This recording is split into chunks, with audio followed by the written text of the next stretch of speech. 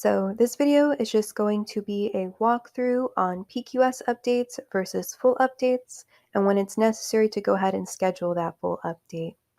So PQS updates are your standard daily updates that occur typically twice a day, but it could be more depending on which type of plan you have with us.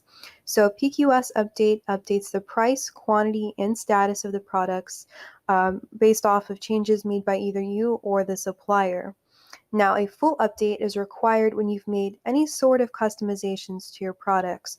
So, for example, if you go over here and click the Customize button on your product, and if you change anything such as title, description, images, anything in this field, it will require a full update.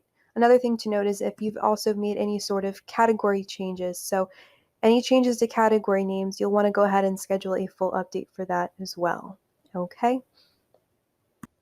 To schedule a full update, make sure you are inside of your integration already and go up to your Catalog Rules button at the top right-hand side. And then make sure you click on the Controls tab over here.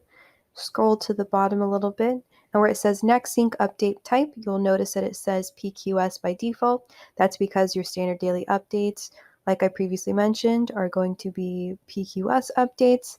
So we'll want to go ahead and switch it over to full, and it'll ask you if you're super sure, so go ahead and type in overwrite to agree, and then schedule your full upload.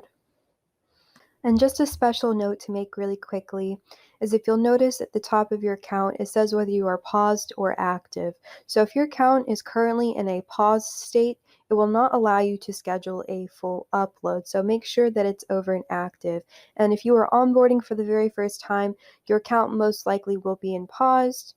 But as soon as you go to activate, by default, it will schedule a full upload since you are uploading those products to your site for the very first time. Okay?